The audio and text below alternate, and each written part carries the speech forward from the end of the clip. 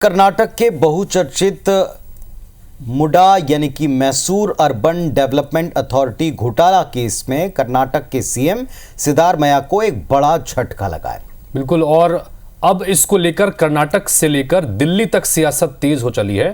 दरअसल मुडा मामले में गवर्नर थावरचंद गहलोत ने मुख्यमंत्री सिद्धारमैया के खिलाफ जांच को मंजूरी दे दी थी। इसके खिलाफ उन्होंने कर्नाटक हाईकोर्ट में सिद्धारमैया की तरफ से याचिका लगाई गई थी, जिस पर मंगलवार को फैसला सुनाते हुए कर्नाटक हाईकोर्ट ने इस याचिका को खारिज कर दिया और अब इस पर बीजेपी और कांग्रेस के बीच सियासी जंग छिड़ गई है। बीजेपी नेता सीएम सिद्धारमैया पर भ्रष्टाचार का आरोप लगा रहे हैं और इस्तीफा मांग रहे हैं।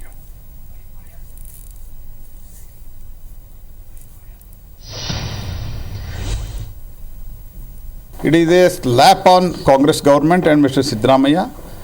तो सिद्धरामैया जो कुछ भी उन्होंने प्रश्न उठाया था, लीगल और मॉरल, सबको हाईकोर्ट ने उत्तर दे दिया है। सिद्धरामैया तुरंत इस्तीफा देना चाहिए और सिद्धरामैया के खिलाफ जो कुछ भी सैंक्शन दिया गया है तो एक निष्पक्षपात इन्वेस्टिगेशन होना चाहिए। राज्य के उच्च न्यायालय और कर्नाटक हाईकोर्ट आज के जजमेंट में क्लियरली बताया है, जो भी राज्यपाल ने निर्णय लिया है वो पूरा सही है। तो मुख्यमंत्री जी को ये जजमेंट को मानते हुए तुरंत इस्तीफा देना चाहिए। तो बीजेपी एक तरफ सिद्धारमैया के कंधे पर हथियार रखकर पूरे कांग्रेस पर वार कर रही है, तो कांग्रेस भी बचाव करती नजर आई। ऑल इज वेल के मुद्रा में कांग्रेस पार्टी जताने की कोशिश करती रही कि सब कुछ ठीक है, ये सिर्फ प्रोपेगेंडा मात्र है।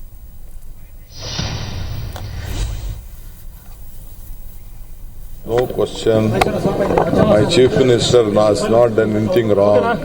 He is not involved with any scam. It is a political conspiracy by the BJP to all of us, to all the opposition leaders in the country. This is what is going on. We stand by him. We support him. He is doing a good work for the country, for the party, and for the state. तो इस पूरे मसले के सामने आने के बाद कर्नाटक में भी एक नए सियासी संकट की आहट दिखाई दे रही है। मुडा का केस है, आपको बताते हैं कि आखिर ये पूरा मामला है क्या, जिसमें सिद्धारमैया पर आरोप लग रहे हैं। दरअसल आरोप यह है कि उन्होंने 2021 में मुडा को केसर गांव में उनकी 3 एकड़ की जमीन दी थी और बाद में मैसूर विजयनगर में अपनी पत्नी पार्वती के नाम पर जमीन आवंटित करवा दी।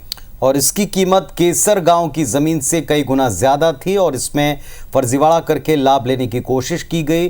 जमीन की एक तरह से बंदरबांट या आप कह सकते हेर फेर करके किसी दूसरे रास्ते से अपने जेब में इस लाभ को पहुंचाया गया और इसी पर अब जांच होगी। राज्यपाल के कहने के बाद में इस पर रोक की जो याचिकाएं या मांगे थी वो खारिज हो चुकी हैं।